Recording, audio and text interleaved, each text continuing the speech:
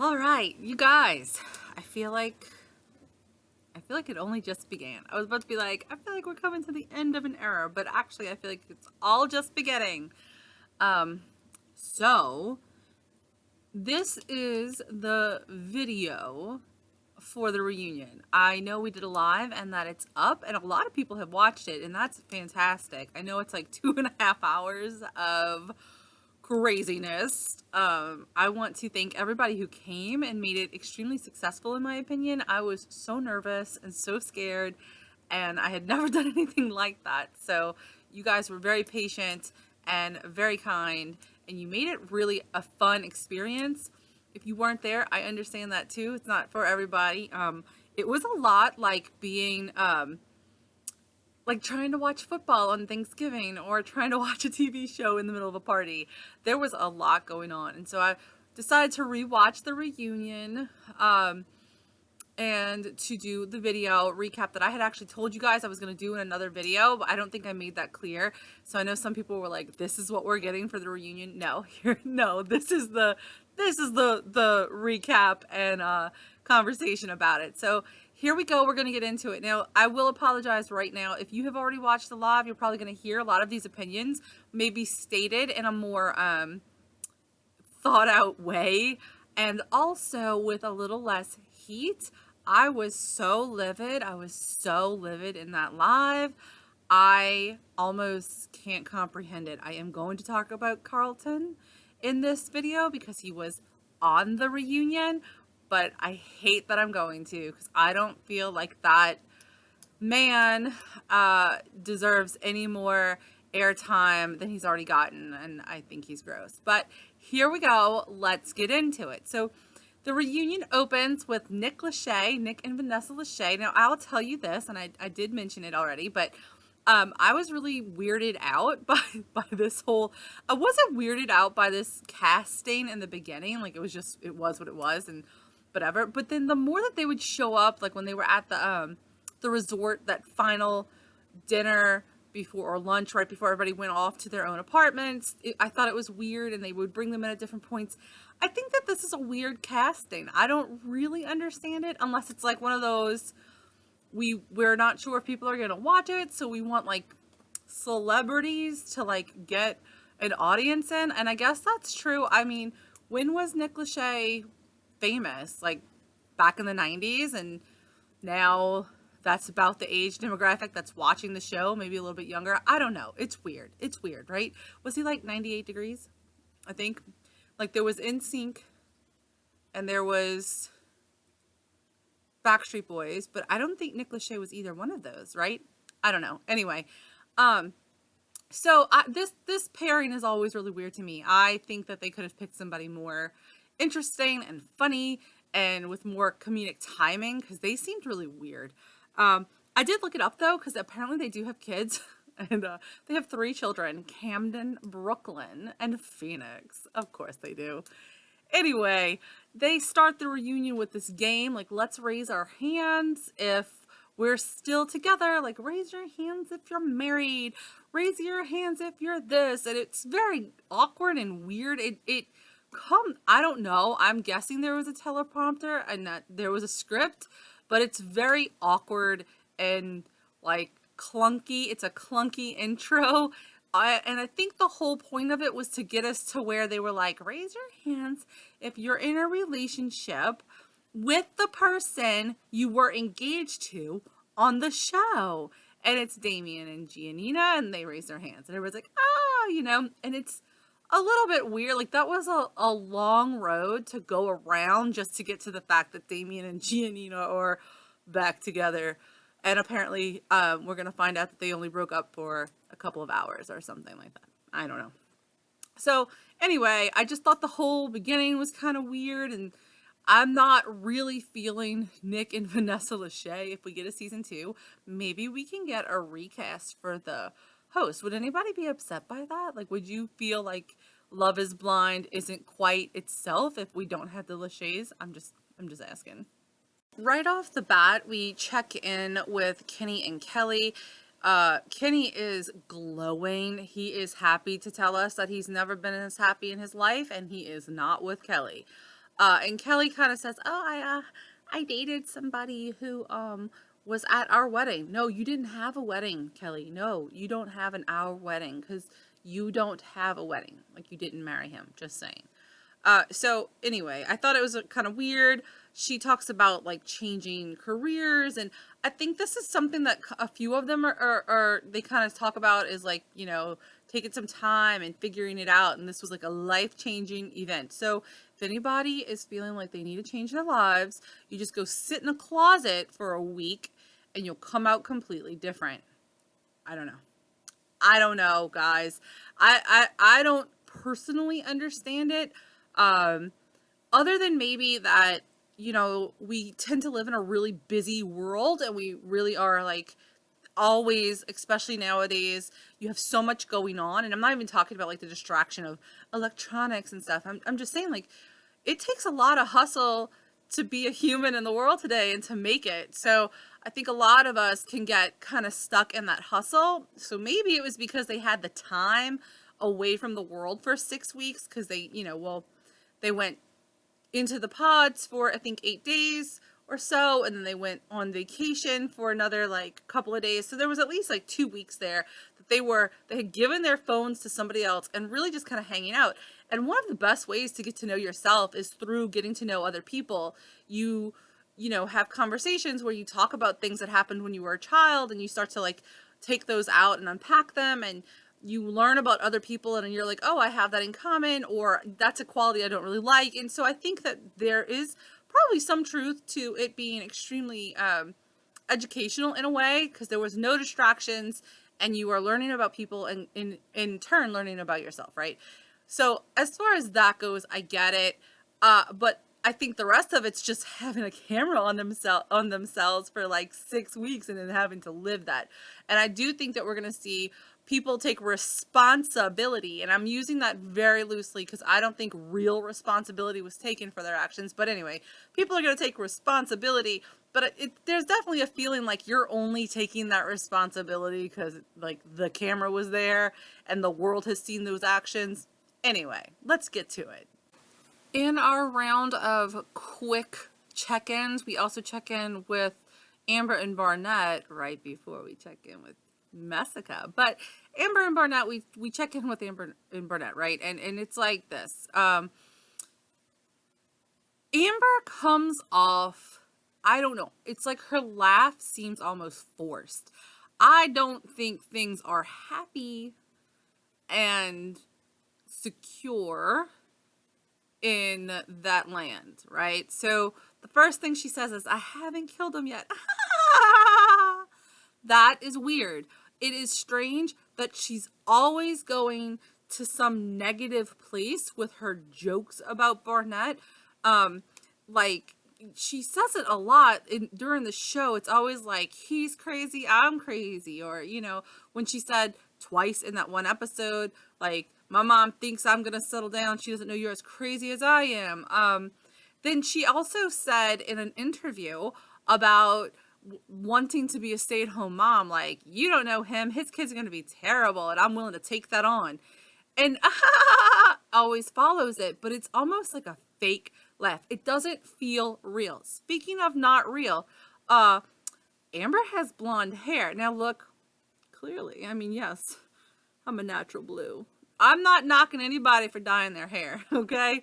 But I do think it's kind of interesting, and I wonder where that came from, because it definitely can be read like there's some insecurity there, that he was attracted to a blonde, and that there's some sort of like underlying insecurity, whether that's real or perceived or whatever, and now she's a blonde like somebody else we know. Just pointing it out there, guys. We're going to move from them to Jessica, who's going to tell us that she had some cringe-worthy moments. You had a few? You had some? I would say that Jessica's experience on this show, from her first hello to her like ending, where she bopped down that aisle like she was going to a club, her entire experience was cringeworthy. I mean, am I crazy there? You guys, I'm so sorry my nails are a mess, but I'm just saying. Like, am I crazy there? I don't feel like I am. I feel like that's a mess, right? And she's not really using, no, so Jessica has kind of a nasally, higher pitched voice. I think that is her real voice. And she's not using the baby voice. She's going to break it out for us at the very end. What I noticed about Jessica, what I think I noticed about Jessica is that I think that she's pretty fake. But when she's selling you something she thinks that is true or whatever, it's not, her voice doesn't go up as high. The two times that her voice tends to get real baby voice is when she's interacting with boys like Barnett, and when she's just straight up lying. There was a point in their like wedding ceremony where she was like, it was after she said no, and she was like telling him like, I love you, you're like the best, you deserve so much. Her voice went way up, right? And she does it at the end of the reunion as well. Whenever she starts to kind of give like I couldn't have asked for a better partner, it gets real high. And I think it's just her bullshit voice, like her utter complete bullshit voice, which, girl, don't play poker because we will all know when you're bluffing. In our check-in with Carlton, he says he's really just been working on Carlton. I call bullshit because I've seen the interviews and I've watched the other shows. Bullshit. But okay. And that he just really had to take time for himself and to preserve himself, his own space, his own mental and emotional well-being. I think this is interesting. Now, he does say like, oh, you know, there's no other secret. Did I really just put that out there? It is, I agree that it is a big deal to come out as part of the queer community on TV. I have a very small, relative to the world, very small amount of subscribers on this channel, and still, when I made the decision to come out on this channel many years ago, it was a big deal. It was scary, very scary. I did get some people still to this day randomly, people will come across the channel and they'll send some ugly, horrible things to me because of it. And then again, when I jumped on here to make my very first Love is Blind video, I put the fact that I was part of the queer community right up in the front. And it was kind of after I did it, I was like, Jesus, that's on the channel. That is like loud and clear, right? I don't regret it because it's the truth, and I'm really working on just being secure and believing that if I can live in my truth, things will be okay. But you know, like it was kind of scary, and I will tell you, and I mentioned it before, I lost a lot of subscribers, like a chunk of subscribers, that before I wound up gaining a whole lot more. Now, I personally feel like that was definitely a glow up for this channel. I have much better, more interactive and supportive and awesome subscribers now that are on the channel constantly and leaving amazing comments, and we have a great conversation in the comments. And so I love what's going on now, but it was scary, and I did lose a bunch first. And I think that I understand what he's saying, and God, you guys, I wish that Carlton was a nice guy. I wish so hard that I could just love him and support him. And even if it didn't work out with him and Diamond, it would be okay. And the conversation could be like, it's okay that Diamond has her own preferences because people have the right to choose their partners. And it's okay that this man is bisexual. We could all just have a constructive, beautiful, amazing conversation. I wish that was the circumstance. But this man has created such a toxic environment around himself, alienating he has two communities. He has the Black community and the queer community, and he is alienating everybody in them. And I am shocked and baffled. And even if he thought he was in the right a year and whatever months ago, I can't believe he has rewatched the show and he stands by what happened and how it happened. And in other interviews, when he's trying to rework that narrative and talk about like being rejected for his sexuality, she's like, well, let's just remember that actually I rejected him because he lied to me and hid major parts of who he was. And he's all like, really? Did you disclose? How many people have you slept with? I want to refocus the conversation real quick.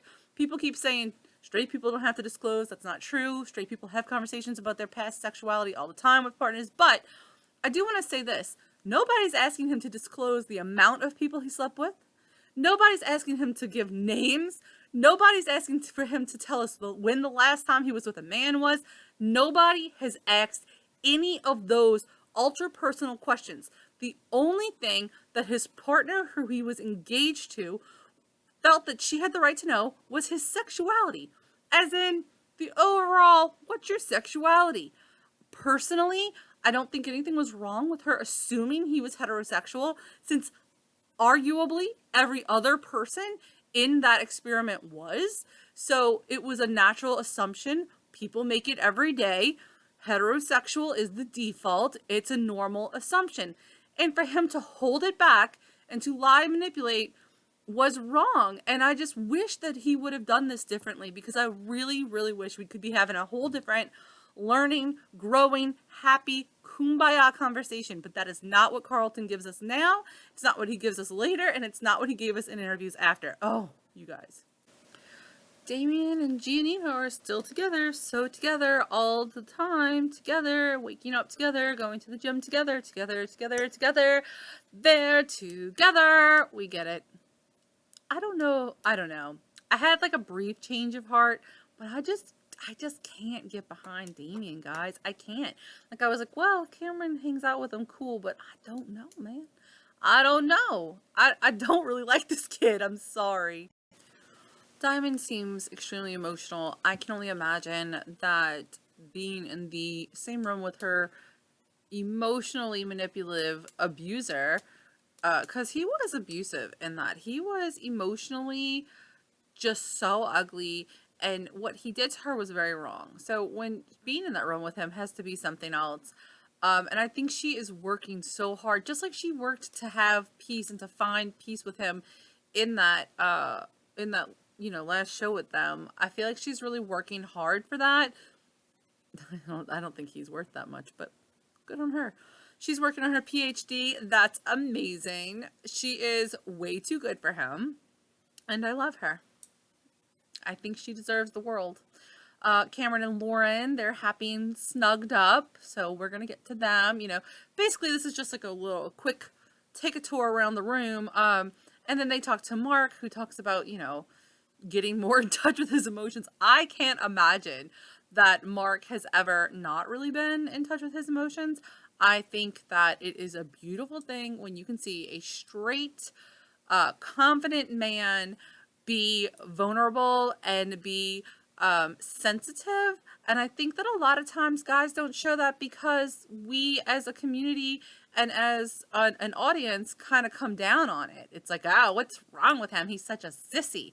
And even Jessica kind of started to give him a little bit of like a mama's boy. And I know he talked a lot about his mom, but I'm just saying, like, she kind of pushed on him a bit about that. And she says when she got really drunk at the party right before then, she was like, he's just so emotionally open and I'm just not used to that. I think it was beautiful, but I don't think he needs to get more emotional. I think he needs to get out of his feels and into his mind a little bit, you guys, because let me tell you, your feels will get you into trouble. Sometimes they must be balanced by your mind, right? I mean, it's a beautiful thing. It's also a very young and naive thing to think that love is enough. It's really not. I can remember the first time somebody said that to me, like, yes, we love each other, but is that enough? And I was shocked and horrified and like, how can it not be enough? But the reality is just loving somebody is not enough. You have to both work to meet each other every day. You have to both have the same. It's awesome to have your own individuality, but you have to at least be looking at the same map and want to go to the same destination.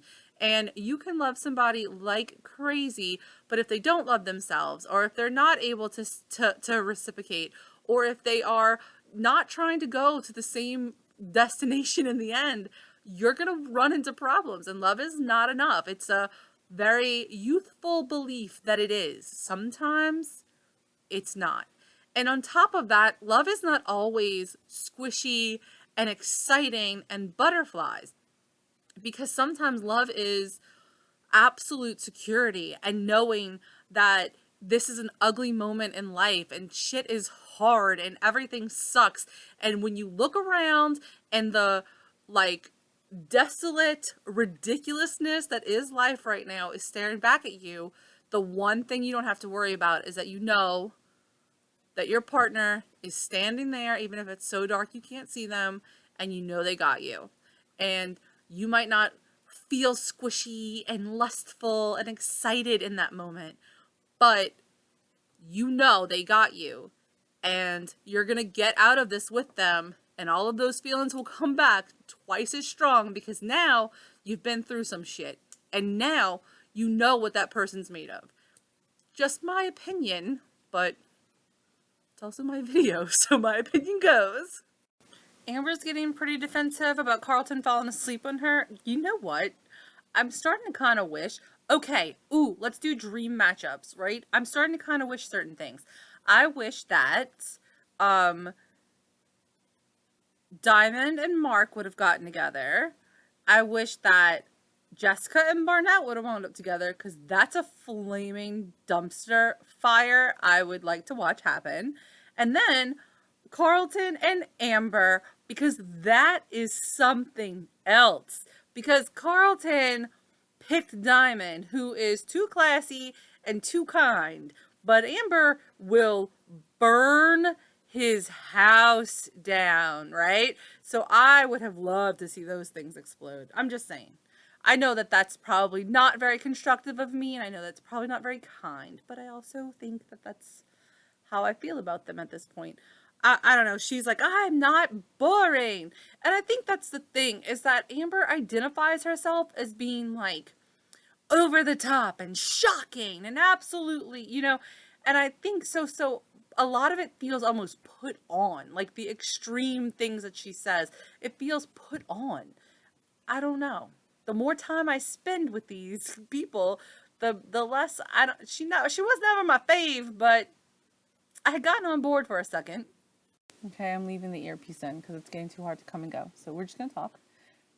You guys, when they start showing the montage of Barnett dating everybody, and Amber's face is like, she is so insecure, and I don't understand.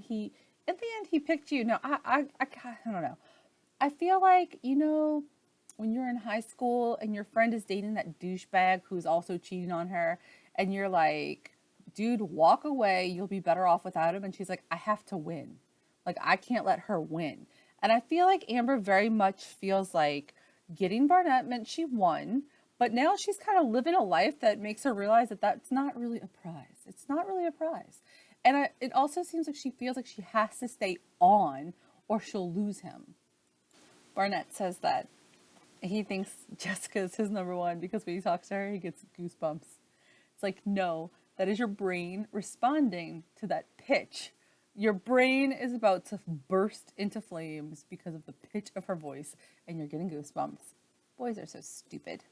I'm just joking. I'm not trying to generalize. I think there's very smart boys. Clearly, we have a Cameron, so they exist. I'm just joking. But he was being a dumb boy at that point. When questioned on if he regrets how things happened in the pods, Barnett at first starts saying no, because it is what it is, and that, he might not have worded things right when he said he might propose to her tomorrow. I want to say, he did not say he was going to propose to her. He told her that if there were no other men and no other women, he would propose to her tomorrow. So I want to point this out, ladies, and I guess men too, but ladies, if a person proposes to you by saying that he might propose to you if there's nobody else on earth, that's not a proposal you get excited about. You just walk away. That's trash. Just saying. He did not propose to her. Anyway, so they are kind of asking him questions, and he's like, oh, and he goes from saying that he doesn't regret anything to he regrets everything he ever says all the time.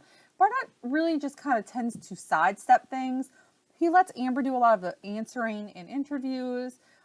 He kind of sits quietly, kind of behind her, and I don't know. I don't really understand the read on these kids because, Amber feels forced. Her laugh feels forced. Her smile feels forced. She is sitting there. Every little molecule of Amber is basically trying to project, I'm so happy. I'm so happy. We don't need you. He doesn't want you. I got the boy. Like, she just feels like she's projecting, like, see how great we are? See how great we are? Like, it's just really strange.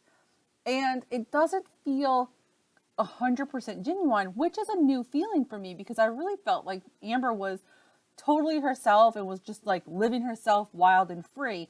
This Amber feels like she's trying to be wild and free Amber, but she's just, I know she's steamed because she just watched the show just like the rest of us, but something feels off here, like very off. So we all got to see the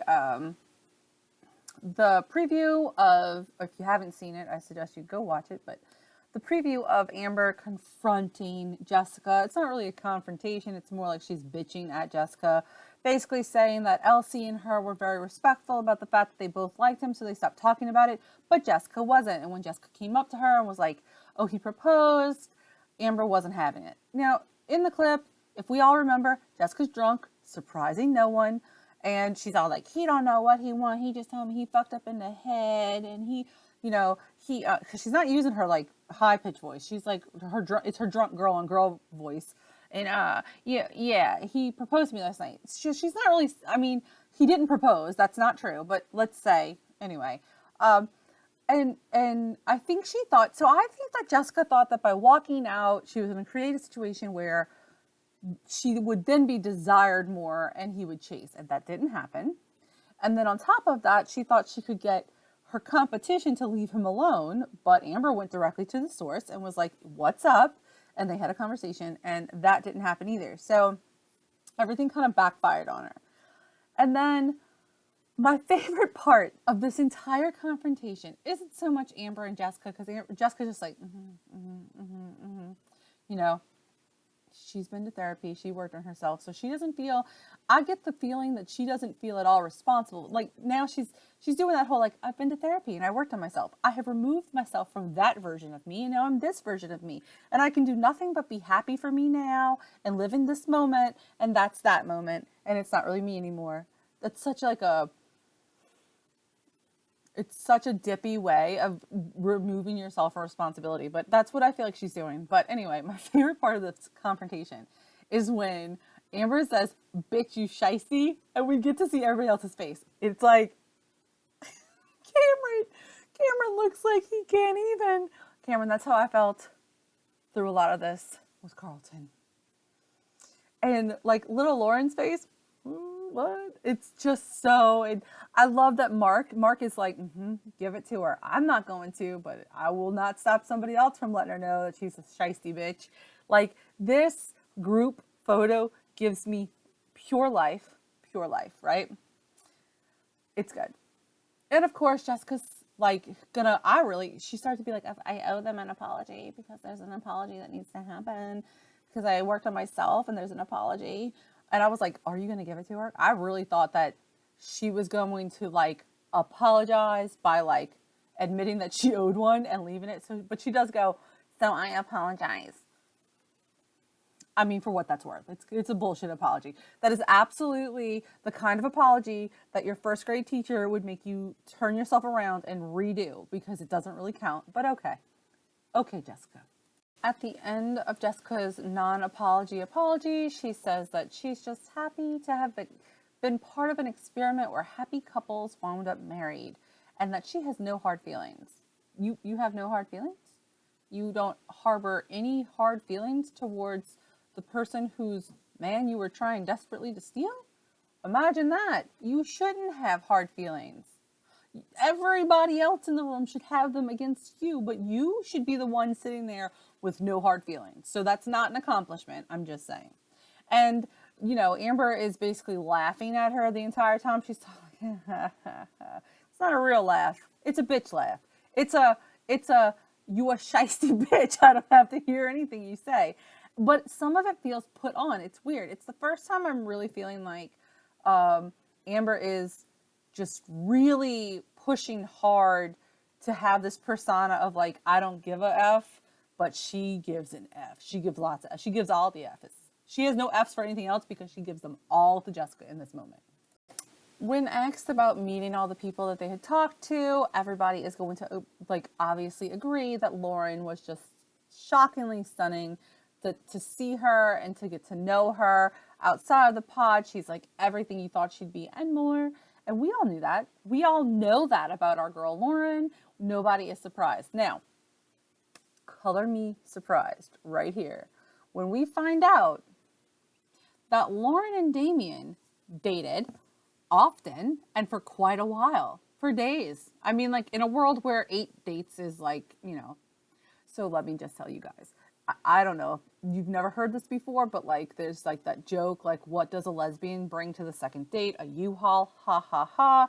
And like when I tell people that my wife and I have been together for over like for 15 years, they're like, whoa, because we're extremely young to be together that long. Most relationships in the gay world, they go fast and they end kind of quickly. It does tend to happen. It's not always, obviously, but it, you know, they move fast. Now, there's a lot of reasons for that I'm not going to get into this in this video, but there is a lot of like socioeconomic reasons behind that. Anyway, for me, I'm telling you this from a world where relationships move fast. 8 days. 8 days is plenty enough time for like to meet, fall in love, and move in. Yes, I believe it. I've seen it. But I will say this. I think it's interesting where it's like, oh yeah, I dated him for 4 days, but then I dated him for 6 and married him. Like, it's such a crazy thing. But to find out that Lauren has dated, who like semi-seriously dated Damian is like shocking to me. And then they say that they started talking in Star Wars voices, and one, I'm like, okay, that makes me love Lauren so much, and it should make me like Damian more, but it kind of doesn't. I don't know. I'm like shocked, and all I can think is she dodged a major bullet. But no buts. There's nobody I want to see Lauren with other than Cameron. I was gonna say, but then we could like really mix up the couples, but I don't want to do that. I don't know. I wish somebody, so supposedly I think Rory got picked, but it didn't work out, but I wish somebody would have picked Rory, because Rory had a very level head. He's the guy who finally talked Barnett into picking one girl. Good job, Rory.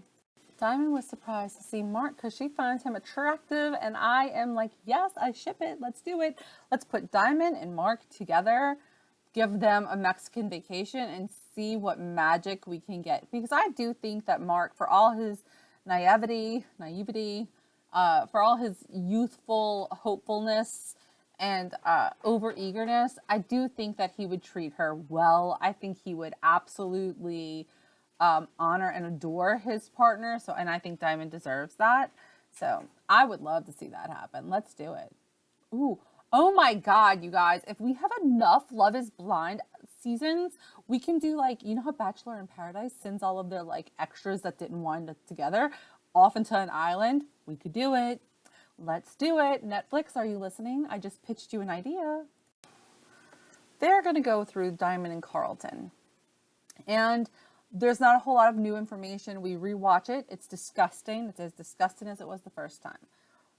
What I will say here is that, one, she apologizes and says, like, maybe I could have gone about it better. After watching it, maybe I could have been more supportive. And I am pissed. I am pissed that these ridiculous hosts didn't stop her and go, no, girl, there was nothing for you to apologize for. I'm pissed. Because I don't like how this is going. Because she should not be giving him a more genuine apology than he's ever breathed in his life. No, it's disgusting, okay? So what I do want to say here, we did talk about it in the live, but what I want to say is that Carlton talks about the fact that he is getting death threats. That having come out as a bisexual black man, he is getting a lot of hate and a lot of death threats. And that's not acceptable by any means. This man is garbage and does not deserve common decency, but he also does not deserve death threats and violence and aggression. Just saying. On the other side, though, we have Diamond, who's also getting death threats. What is this world? What is this world that we live in? But anyway, she's getting death threats. She's getting hate. People are coming at her with such a venom. And this is where I have no sympathy for Carlton, because you did this. This is not just about being a bisexual black man. This is about the way you behaved. It was disgusting and vile. You did this. You made choices. And even if it was just about being a queer man of color on TV, that's another choice that you made for your grown-ass self. Diamond, on the other hand, was screwed over by the Netflix producers. This is the one place where I'm just pissed about the show. And also, like, by Carlton. First of all, she did not ask for this. She didn't ask to be a spokesperson for the queer community. She didn't ask to be put in a situation where she had to learn something uncomfortable and awkward in 2 minutes by the man who presented himself as her perfect ideal partner, but left out a glaring admission. Like, this is not fair. And she did not ask for this. And she says, I never even thought about the community. I've never been part of that community. I don't understand it or know it. I had questions and I was concerned and confused. Of course. And that was my point. He has had a lifetime to come to this place where he is comfortable enough with himself to put it on TV and to come out in such a way. And he expected her to just be down with it. I don't even think he did. I think he wanted that blow up, but I'm just saying, to be down with it in a matter of moments when she's never even thought about it. It was unfair. And on top of that, he didn't even let her have this conversation in the pod where she could have taken some time. They could have had a date. They could have walked away from the date. She could have went and hung out with herself and got her thoughts together, had more conversation in the pod about it, asked questions, gotten to know things, and then moved on if that was what was going to happen. But he took that from her and put her in a situation where she is living her life and getting death threats. I am so disgusted by Carlton. And you guys, he's going to drop down to his knee and give her the ring. Says, I'm not proposing. You better not. Get up off your disgusting little knee. Hand her the ring because she deserves it. I think she should sell that thing and pay for her school, buy herself some diamond earrings, whatever she wants to do with it. She deserves to get something good from this because she has gotten nothing but garbage so far. But I was pissed. Get up off the floor. You are disgusting. I can't spend too much more time there. I've already talked about it for a long time. I feel like this video is going to wind up being longer than a reunion, but here we are. So Damian and Giannina, I will say this. I hear him more. I get it more. He expected her to say no. I believe him when he says that. He says, you know, I kept saying we're going to leave together no matter what. And I guess what he thought he was telling her was, it's okay to say no because I want to still be with you even after you say no. So when she said yes, he was like, oh, fuck, because now we're about to get married. And so he said no. And I get it. That does make a little bit more sense. My major thing with him saying no was that he put it on her. He was like, you're not ready. And I feel like that's changed a little bit. He's saying we weren't in that place. He didn't think it was good for them. They do not live together. I think that that's really good for them. They had some of the ugliest fights that we saw.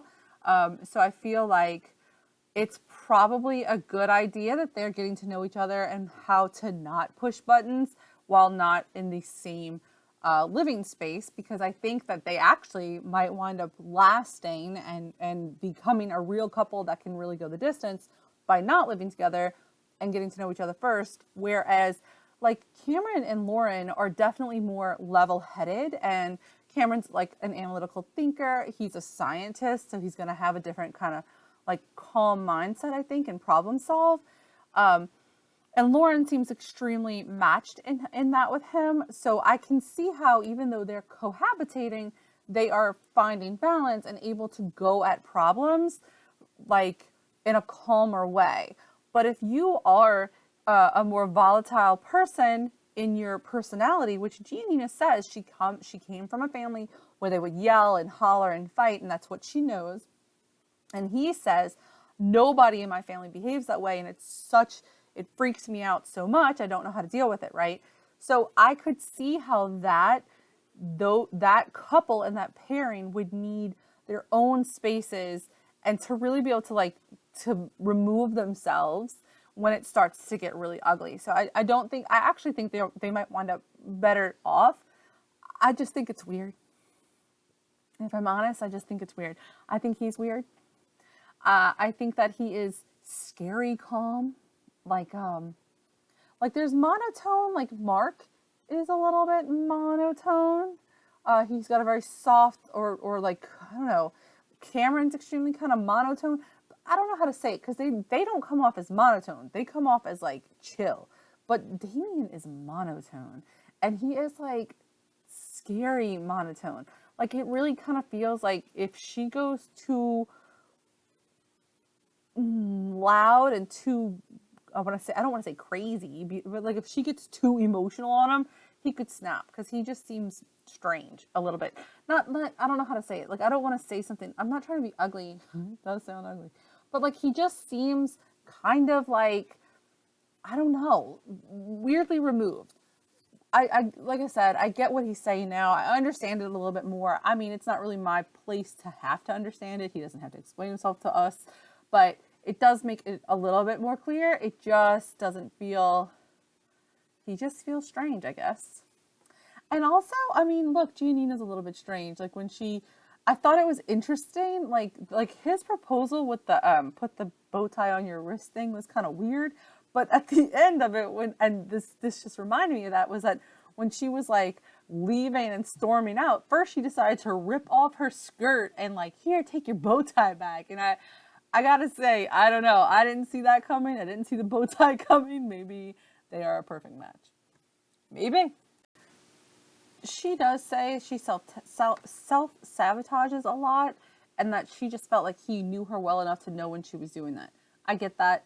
That is a mistake that we all make sometimes. People can't read our minds. If we're not, the hardest part of relationships is knowing how to talk to yourself so that you can get those thoughts out in a organized way to your partner, right? Like if you can't even, like sometimes I'm extremely emotional volatile. I will let you know. And when I get to a certain place, I'm like, this whole thing is bullshit. Why are we doing this? Burn it all down, right? Now, we've been together long enough that my wife, if I get anywhere near there, she's like, okay, stop. This is a product of being tired and overstressed and like all I need to do is just like put you to bed, give you some tea, like put the weighted blanket on you and give you till tomorrow to like reset. But we got to that place by a lot of communicating and a lot of heavy lifting in the relationship, right? So I think it is understandable to be like, we knew each other so well. I keep doing this, but it's like, it's hard to say like they dated. You know what I mean? I don't know.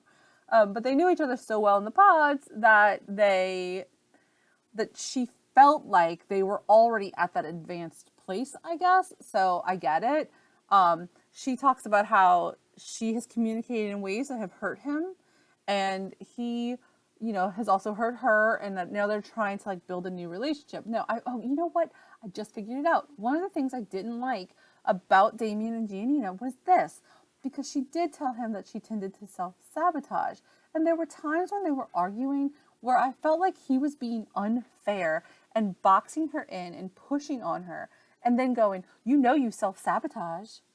Like, using something she gave him in confidence to learn about her as a way to manipulate himself out of responsibility for the argument, if that makes sense. And that I did not like. And I am still concerned that that is a little bit of what's going on, but she's happy. They're working on it. Who am I to judge? I'm not. I'm just here to comment. It's Kelly and Kenny. And I want to say that Kenny in this moment is expressing himself and how he feels like the show has bettered him as a person and prepared him for the relationship he's in. And I think he does the best job so far of expressing that to us. Because what he says is, there were so many feelings of like embarrassment and shame involving my family, not knowing how this would turn out. Just very like, all of the things that we usually keep in our heads. So it's like all of us deal with societal pressures to like not embarrass ourselves and to have things go a certain way. And so I think that like he is saying that this really helped remove him from that. Like now he's living more in the moment, he's being more vulnerable, he's putting his emotions out there, and he's receiving it back from the new partner that he's with. And I think that that's beautiful. And that is something I can understand. Earlier today, just now in this video, I was going like, okay, they all keep saying like, I'm better for this experiment, but they don't really kind of go into how. But Kenny does. He does a very good job. I like Kenny. I do. I think people took it the wrong way when I said that he looked like Dennis the Menace all grown up. I did not mean that ugly. I mean, Dennis the Menace was like a little blonde-haired, blue-eyed kid, I think. He definitely looks like, to me, like old school Disney kids all grown up to me. But there's nothing wrong with that. I mean, they were picked because they were cute kids. I'm just saying. Kelly is looking at him. Kelly reminds me of Alanis Morissette. Putting that out there. I don't know why, but it does. It's like a short Alanis Morissette. Kelly is looking at him with a deep pool of sadness. She let something that could have been really good for her life slip away. And she didn't just let it slip away, she pushed it away. So we're about to talk to Kelly, and I'm thinking she's going to say something about that. So Kelly is indicating that they agreed to an I don't early on in the journey. And Kenny, you can't really see his face in that shot, but he doesn't look 100% on board from his jaw, the way his jaw is set. He's not 100%, but he doesn't look like he's going to call her out on that. Now, I will say also, she says like, I did love you, but I wasn't in love with you, and I wanted to continue our journey. And she mentions that that's just not the wedding she wanted. She wanted the full thing. She wanted the wedding shower. She wanted the whole thing, right? And all I can think is, but you signed up for this show. Like, you knew if you found the person, this is what was happening. And as far as wanting to continue with him, then marry him. I mean, if you honestly thought that you could work it out into something real, then why not? Or, I don't know. It just doesn't seem, I don't know. Like, something's not connecting with what she's saying. I think that this is a lot of hindsight talking. She is able to see what a good guy he was and how messed up she got it. You know, I think that sucks. You know, it sucks to look back on things and go, I really misplayed that hand, but we all live with it. And she's a big enough girl that she should just be able to say that. I feel like there's a little bit of rewriting history and finding reasons, and I don't know. I'm just not 100% sure. And I do think she says now that she wanted to keep dating him, but she in her one-on-ones was just not into it. She was, I think, more into Cameron or Barnett. I think it was Cameron. OMG, you guys. So she just now said, so yes, she wanted to keep dating him. She needed more time. She friend zoned him early on. And now she's looking back at life and realizing she friend zoned all of the guys she should have married. I mentioned this in my video. She's that girl who's like, I want a good guy. I want a good guy. And then a good guy comes along and she's like, boring, doesn't do it for me. Not quite the guy I thought he was going to be. You know, I think that she lets her, like, when she says, I don't feel it, you know, and like, she's letting those things get in her way, because what you're like, oh, you know, we all have those friends. We all have those friends where we're like, but this is the good guy you've been crying for forever. He's got a job. He loves his family. He adores you. He calls you back. You know what I mean? And then you have a friend who's like, but I don't, he's just so vanilla. I don't know. He's just not really what I'm looking for. Like, that's crazy pants. And that's when you have to like really go, what are you looking for? You want that sense of adventure that a bad boy gives you? Well, that comes with heartache. That's why you're single. That's why you did this. So yeah, she is definitely looking at him with a pool of regret in her. And I mean, Kenny seems like he has shut that down. Like, he shut it down. And she's like, I wanted to keep dating you. And that didn't happen, which is okay. But, you know, that's what I wanted. And that's another thing that makes me feel like, no, they didn't agree on I don't early on. Because had they agreed on that, they probably would have had a conversation that went more like, hey, we're both going to not, and we're going to keep dating, right? Sure. But no. And Kenny was pissed. Kenny was like, stop recording now with those cameramen. Seriously. In another awkward transition, Vanessa Lachey says, well, another love story that ended in two I do's is Amber and Barnett. And Barnett's face is like, am I in trouble? Are we talking about Jessica again? I'm so confused. She's talking about you and Amber, dude. Two of them. Two people. You and Amber. But he is deeply conflicted. He's like, oh my God, I don't know if I should smile. I don't know how to act. You know, Amber's sitting there. He's such a dumb, silly, crazy boy I didn't kill yet. It's weird. I love that in this moment that we are like talking to Amber and Barnett. It's like the Oscars, right? It's like when Brad Pitt wins an award. We have got to get the pano of Aniston's face. We are getting lots of Jessica in this as, you know, Amber laughs and tells us how they've always laughed. Lots of laughs. It's so full of laughter. And Jessica's like, of course it is.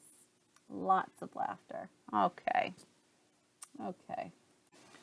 I find it interesting that when Barnett finally does decide to speak and he says, oh, it's been nothing but fun, she corrects him to say, well, has it? And he's like, well, not all fun. We've had those fights. And then she goes into the financial aspect. There was a while I was a cocktail waitress and I was making Matt so uncomfortable by being so dependent on him. Really? Who knew? Nobody saw that coming. It makes me wonder, like, okay, getting to know somebody. I understand that you're not like asking like, hey, are you rich and are you cute? But it does seem like in normal conversation, as you're getting to know somebody, what they do would come up. You know, like, I'm just confused. Like, seriously, let me know in the comments. What are the things that you use to get to know somebody? Personally, I want to know their sign, their birthday, just offhand. But usually, like, what do you do comes up. Like, you know, like, how's work? I don't know. Like, all of that seems like the idea that Jessica didn't know that Mark was a fitness instructor confused me.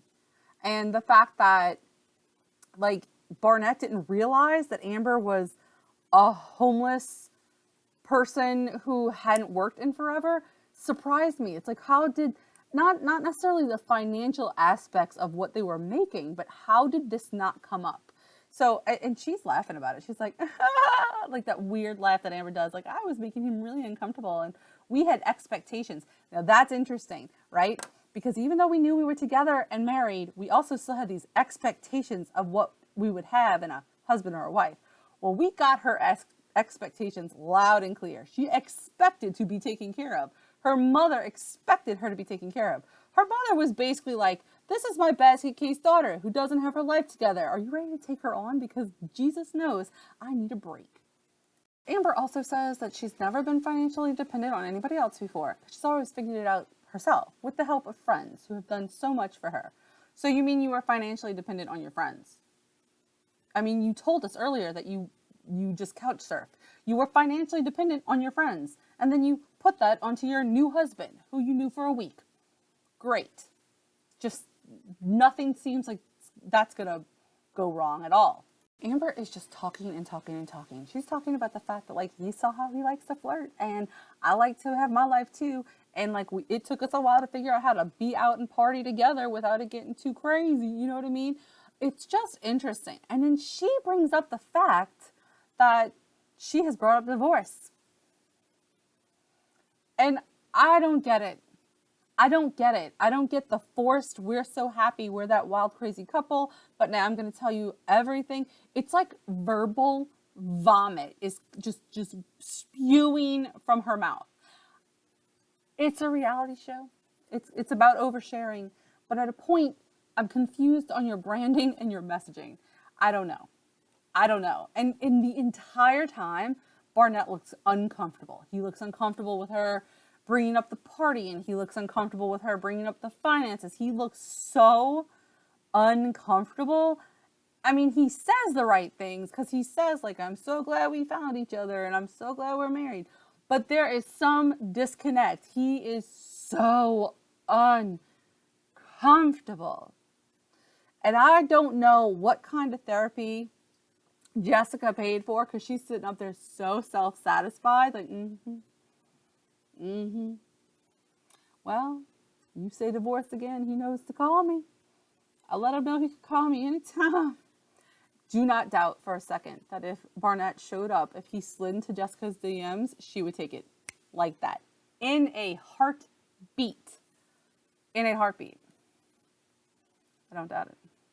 As Jessica is talking, because we've moved to Jessica and Mark now, and as Jessica is talking, you can hear her, I believe you can hear her trying not to go to that baby voice, because she has been ridden hard about that voice, right? She says that she won't even watch the previews because she's seen it and she doesn't need to see it again. And Mark's kind of got like a weird face. Mark is going to give us the same spiel he's been giving us, which is like, I'm going to love her forever. If she ever needs anything, I'm here. I get the feeling that Mark feels like he knows what a man is supposed to say, and he knows what a man is supposed to act like, and he knows what a good guy does. And he's given us the good guy, so grown, I'm a man's man in my emotions, but still strong, like act. It doesn't feel so genuine as it continues and continues, because a real person is going to have some feelings, some like, that wasn't really cool, dude. I don't know. Let's go say. Okay, so let's talk about Mark real quick. One, I don't know, so this is not in any way a bad comment, but I don't know if he's gained a little bit of weight or what's going on, because his eyes don't look as big. They look more relaxed in his little head now, but his hands are still little comparatively, just saying. But he is going to go through the whole like, oh, she's a phenomenal woman. We're just two humans, just alone on this planet, trying to figure it out, putting it out there for the world to watch. Like, dude, we get it. And this is kind of what his spiel again and again. He has told every interviewer who will listen that like, if she ever needs anything, he's there. And that like on and on and on. It just doesn't feel genuine. It feels like there's no. I mean, he does kind of indicate that like, as far as like, he thought she was having issues with like the pod versus reality, and didn't realize she was still having extreme attraction to Barnett. Like, that's not really fair. So he does mention it, but like, okay, I don't think he needs to lay into her like Amber did. I think that's a little bit over the top. But I do feel like having some real conversation and some real genuine reaction to it is warranted. Now, I do want to mention here, I'm saying that, but he did say in an interview that he was like, you have to realize that this happened over a year for us. So I had a year to get through the emotions of it. So I think what's happening is that he just isn't getting back in. He's not allowing this, kind of like Kenny. Kenny was sitting there like stone cold, laser focused. He's got a girl, he's got a good life, he's happy, right? So he is not looking at Kelly and allowing what's happening right now in their life, this press tour and this reunion, to pull him back into those emotions. I kind of get the same vibe from Mark a little bit. Like, he's like, oh, it's been a year and we've all grown and gotten over it. But at the same time, his talking points seem to continually be, she's a good girl, I'll always love her, I'll always have her back, we just did the best we could. And I don't understand how he could truly believe that now that he's watched the show back like the rest of us have. It just doesn't seem real. Jessica's gonna give us well, I was served whiskey, and I don't even know how to say anything about that, because I didn't even feel those feelings, like, at that time. I'm looking at it, and I just am flabbergasted by my behavior. No, girl. No. See, this is my thing. I truly believe that therapy is amazing, right? And it can really work. And I went to therapy. I didn't go to therapy for long. I couldn't afford it for long. But I did go to therapy at one of the lowest points of my life. And it did help get me from unable to live the basic life back to being able to like cook for my kids and stuff. So it was helpful in that. And I think that if I could have continued to go, or if I could have afforded like a real therapist and not just a counselor, things would be totally different, right? But so I think therapy is amazing. But I also think that sometimes, like in therapy, you get what you want And if what you want is actual self-growth, you're going to find a therapist who challenges you and who works with you and who pushes you. And if what you want is self-soothing, like somebody who's going to go, you did the best you could.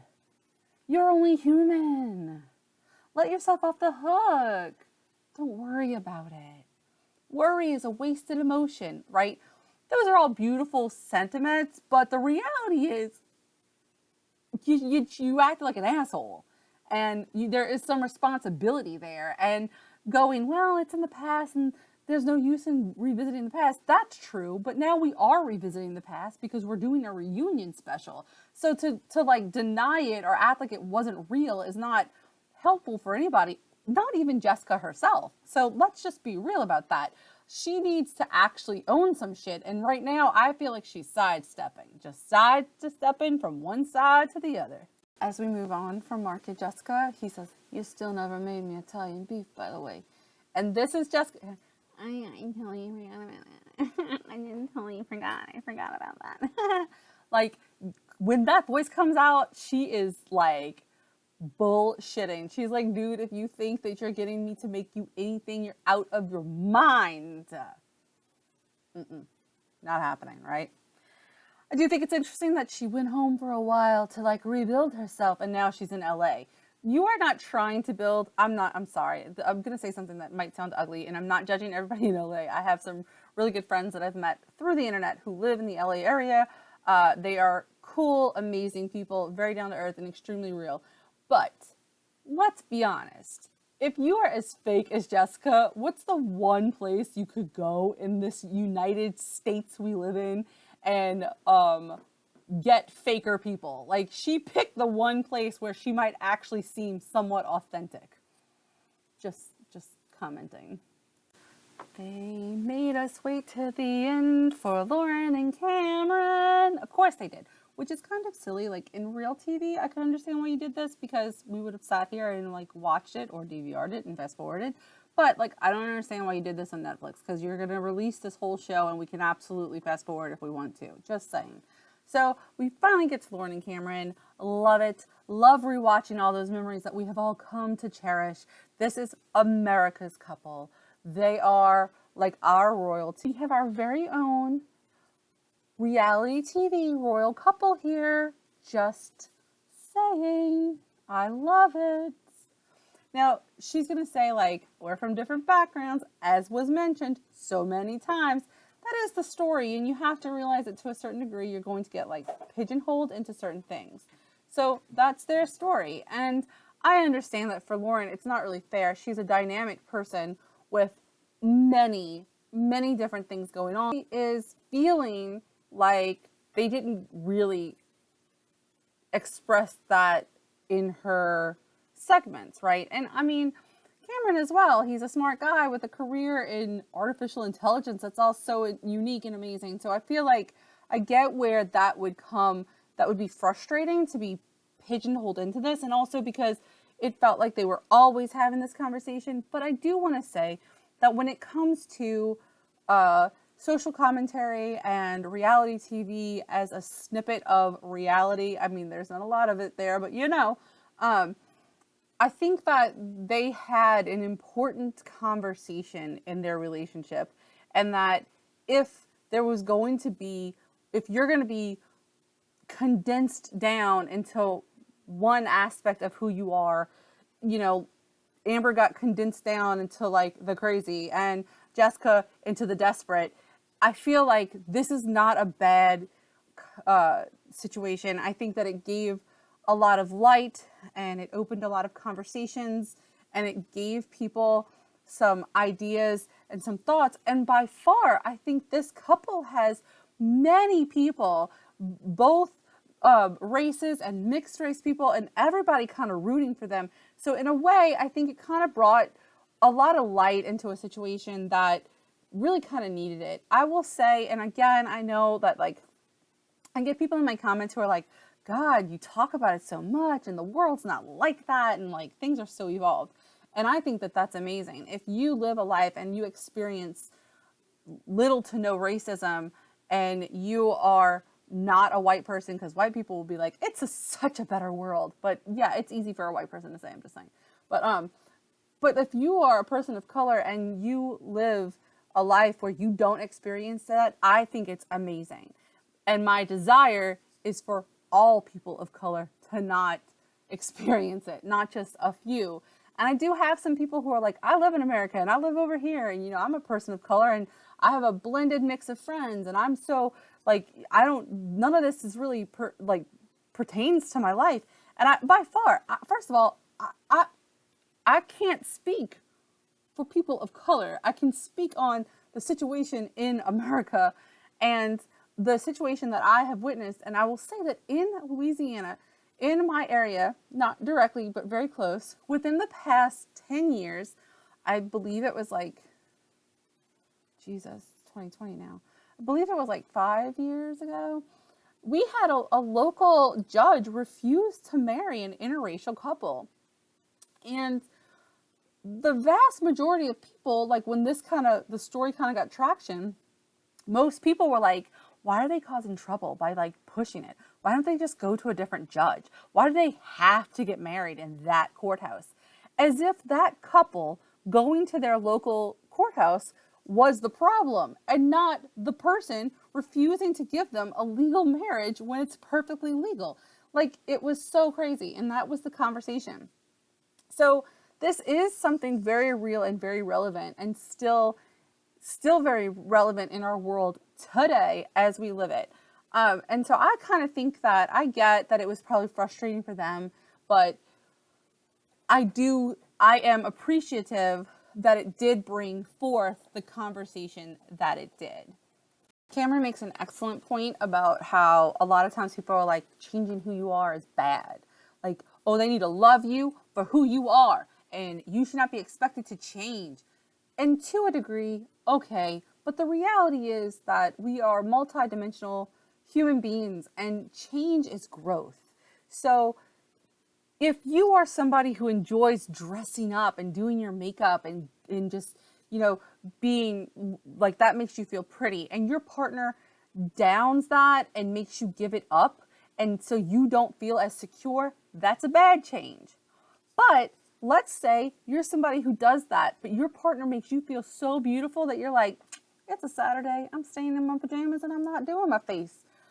Because you're more comfortable, that's a good change. Does that make sense? So in both situations, that person is not doing their makeup and not doing something that they identified as such a critical part of themselves, but for two very different motivations, and both included change.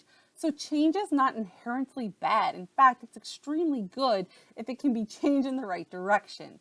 So when he says, I feel like Lauren changes me, like just loving her changed me, that is an amazing thing. I really respect the way he voiced that. That was a really good point. They do talk about getting a dog. She says, he got me a puppy, and he said he would never be with somebody who wanted to get a dog, but then he loved her so much, he got her a dog. At this point, I do want to point out that they have, like, I think an Airedale Terrier. It's like a cute little fuzzy brown and black thing. Well, he's not little. He looks pretty tall, but I'm still going to hold out hope that maybe it was from a rescue, but I'm thinking it probably wasn't, but that's okay. But rescue when possible, it really is necessary, and it helps save lives. If you remove an animal from a shelter, it leaves more room for somebody else, like for another animal that needs that shelter. Also foster. I'm a foster. Hi, ask me any questions. I'll tell you all about it. If you want to learn how to bottle feed kittens, I'm your girl. Like, we can do this. Let's foster and rescue and save lives. Okay, that was my spiel. Let's go back to the show. I love that when they talked about what their kids might look like, they said Drake or Barack Obama. Both beautiful men. I happen to deeply, deeply love Barack Obama. Jesus, guys, I'm going to cry because I can't believe we went from Barack Obama to our current situation. I love that man. I love every word he spoke. I think that his wife is an amazing wife. I think that he's an amazing father. I love that man, and I am so, so, so honored to have lived a life where I got to vote for him. they're talking about Lauren's dad and how close she was to her daddy and how similar they are in personality.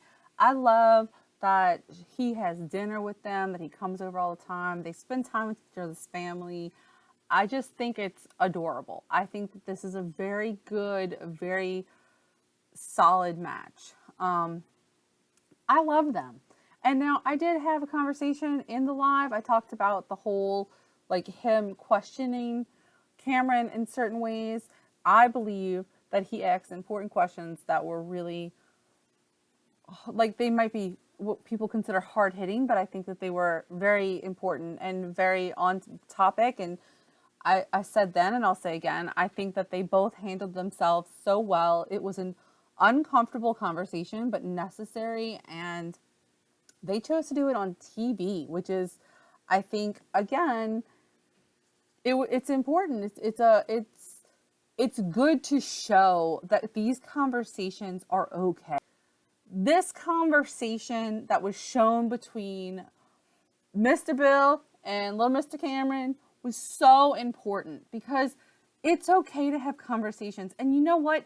If they make you feel uncomfortable, then it's probably even more necessary that you have them, because we have got to get to a place where we can have open communication, where we can say, hey, this makes me feel disrespected, or hey, this is how I would rather be addressed, or, sometimes in life, all of those things are just all important, and we have to hear each other and respect each other and be able to talk about it, right?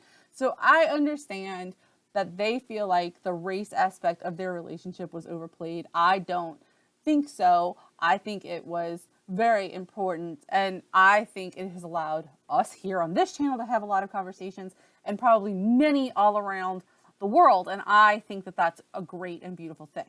They did the holidays together. They had both Pams and both Bills in the same place doing the holidays. I swoon. I love it. I want a Lauren and Cam show. I keep calling him Cam. That's so rude. Cameron. I don't know. Does she ever call him Cam? If she calls him Cam, then I have permission. But if not, then I don't. So I apologize. The rest of it is just a bunch of like, womp, womp, womp. While they kind of go through like the tying it up. Oh, look at all the things that have happened. And even if you didn't get married, you all went through it. And Mark's going to give his spiel about how like, I've been prepared for the next lady.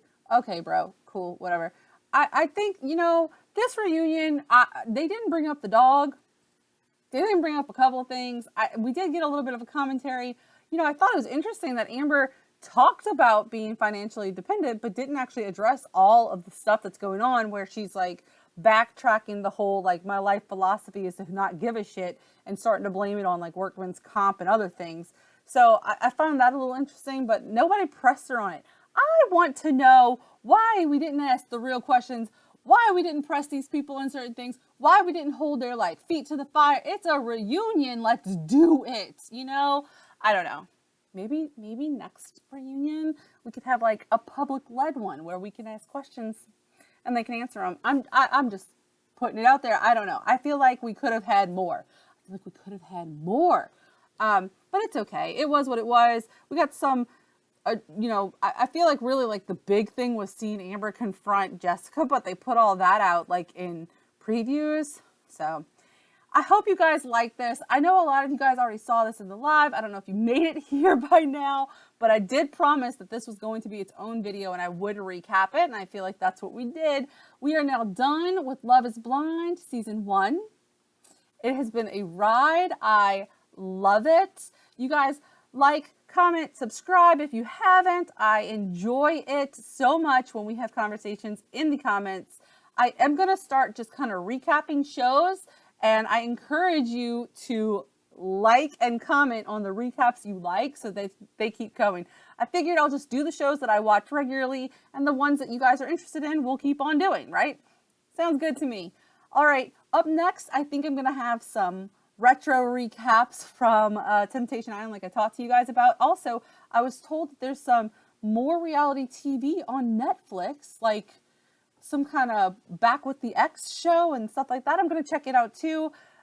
So yeah, that's what I'm doing the next couple of days, is kind of reconfiguring, checking out some Netflix, watching some shows that are on my DVR, and deciding where to go from here. I'll see you guys around. I enjoy it. Thanks. It's been a fun ride, and I am excited to keep going.